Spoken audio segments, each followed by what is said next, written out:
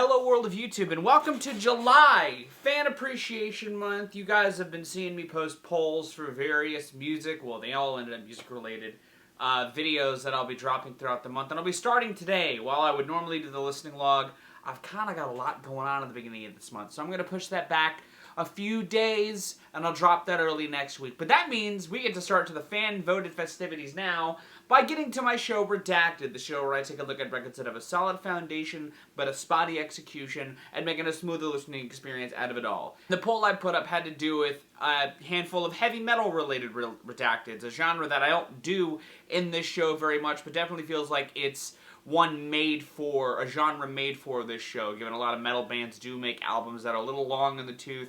You can maybe trim some of the fluff and make a better listening experience out of. And the subject that ended up winning wasn't necessarily the one that I was working on the hardest out of the four. In fact, one of the ones was actually already done, and I was just gonna bang out this video and call it a day. But it's alright, it's a topical one. Gave me a chance to respin this album because it'd been a little bit, I'll be honest, and make an experience out of it that I'm pretty happy with. The band in question, Bay Area icons Metallica, and the album in question saw them readapting their own sequencing style and making a project that did have some decent tracks on it, but was again just a little bit long in the tooth. The album in question, their 2016 10th release, released in 2016, Hardwired to Self-Destruct. Shit out of luck. Hardwired to self-destruct. Now, with the release of Hardwired to Self-Destruct, Metallica felt like they were more fully establishing themselves as a legacy act. They weren't doing any bold sonic experiments, which is probably for the best given their sonic experiments land amidst some of their least well-regarded parts of their catalog, a la like Lulu and Saint Anger. Instead, they more wanted to just sort of do what some of their idols do in the vein of a la like what Priest and Maiden did in their later years, or started doing in their later years, in just dropping an album that gives the listener more of what they want from a band that they really enjoy, which is fine, but I think especially in the case of Hardwired and 72 Seasons, they kind of just make records that are a little too long in the tooth, with tracks that are a little overwrought, and they don't feel like they have too much to add to the proverbial conversation in the band's catalog. And my goal when redacting Hardwired to Self-Destruct was to sort of trim a lot of that fat, reorganize the sequencing to fit that sort of fat trimming, while retaining a different pacing than Metallica had been known for up to that point, and keeping some of those songwriting staples that they still did on Hardwired that were sort of embodied expanding on their own sort of laurels as they were. Like I said in my discography review, I think this record's pretty fucking solid. It's just a bit too much. And some of the songs, again, don't feel like they need to be here. And along with trimming some of that fat, I also added a single that they sort of said may or may not have been on this record, or intended to be on this record, but it was released a couple years prior, and they put it on the deluxe edition, so I put it here now. You guys may already know what single I'm talking about. But regardless, my version of Hardwired to Self-Destruct is 10 tracks and an hour and 4 minutes long. There's not really much complex to the preface to the track listing, so let's go ahead and show off the track listing and talk about why I laid it out the way that I did. In the name of desperation, in the name of wretched pain, he comes revenge just for you. Sold your soul, built the higher wall. You turn to stone. War is never done. Rub the patch, the lords of summer have returned.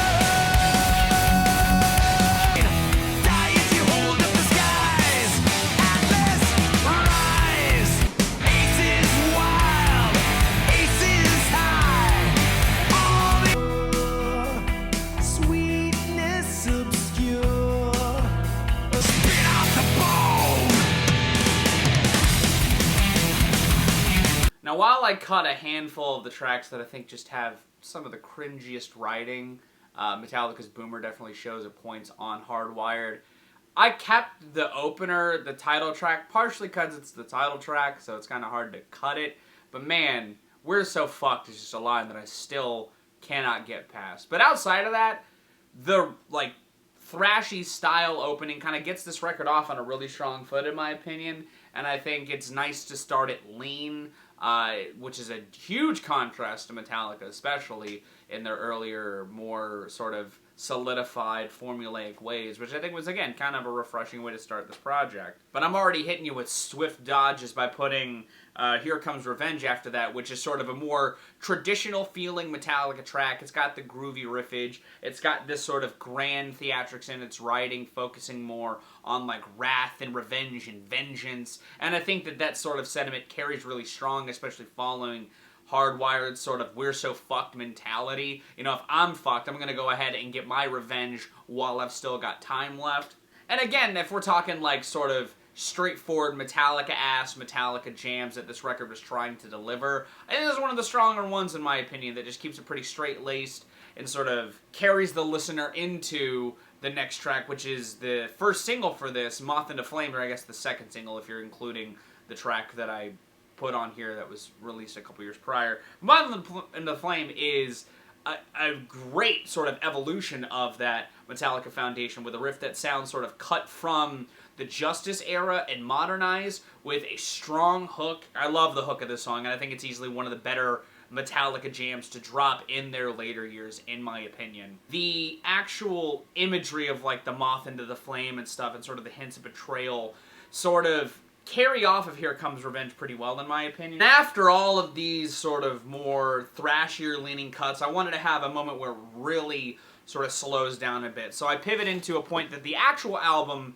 has in its transition from Moth into the Flame into Dream No More, a track that's about Cthulhu, a sort of lyrical thread that Metallica have revisited a couple of times. And I like what they do on Dream No More. I think that the hook feels very reminiscent on adapting from like Reload especially, and that sort of groove that the track has, again, sort of feels like an evolution of that. And if we're going into this sort of evolving different parts of the band's career, this is a great place for the album to go, and I think that, again, it's a really strong track from this era. Is it my favorite Cthulhu jam? No, it's not the thing that should not be, but it's still pretty amicable cut, in my opinion. After that slow, stomping track, I wanted to put the energy back in the sort of ramped-up realm by moving Confusion up one spot in the track listing and having another track that sort of lyrically feels very in line with where Metallica writes a lot of songs about, by being a song about PTSD from the perspective of somebody going through it. And I think that, again, it's a pretty decent track from this era. It's got some decent vocal lines from James, and again, the lyrics do shine in parts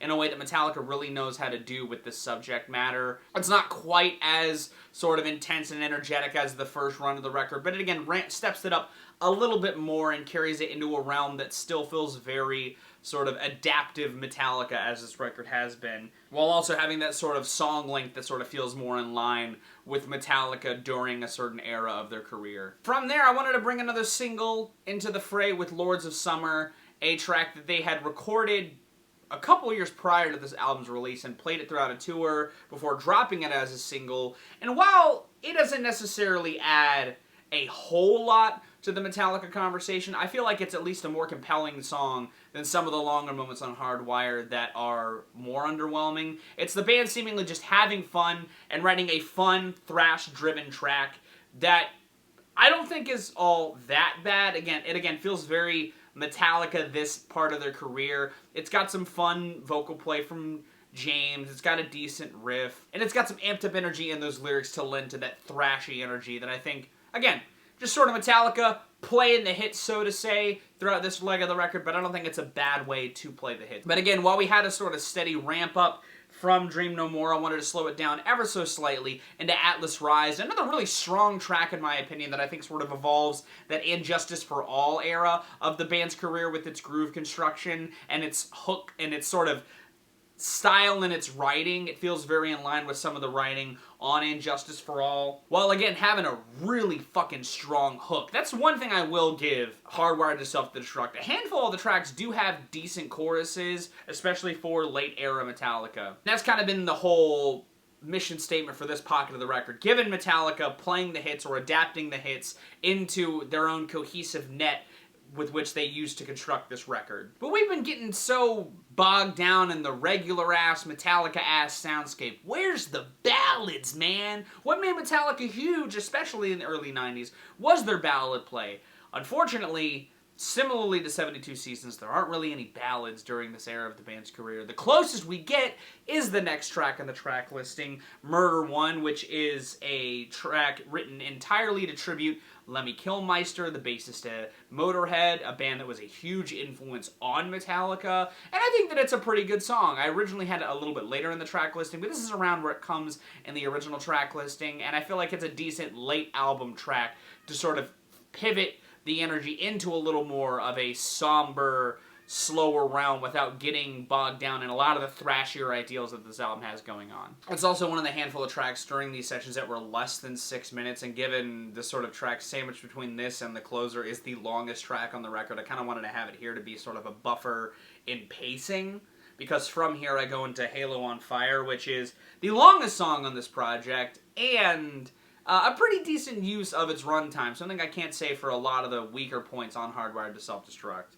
It's an 8-minute track that sort of explores the duality of man with some interesting switch-ups in structure throughout it that keep it engaging in a way that, like, old Metallica did have in pockets, but I feel like this album, for what it was trying to do, doesn't quite do to this caliber. I think this is a pretty decent track. Again, Metallica have written better, longer songs, but again, in a moment where it sort of has these dynamics of soft and fast and thrashy and mellow, it's a pretty decent track that explores its topic amicably. But I bookend this album the same way by closing it with Spit Out the Bone, a 7-minute thrash-driven track a la sort of an inverse on their formula, where they would normally close on like a really short thrash-driven song. I instead end it on a longer, thrashier-leaning song. A track that talks about stripping away your humanity to become a cog in the machine, literally. And I think that the imagery in it really taps into that thrash sort of anger pretty strongly. And again,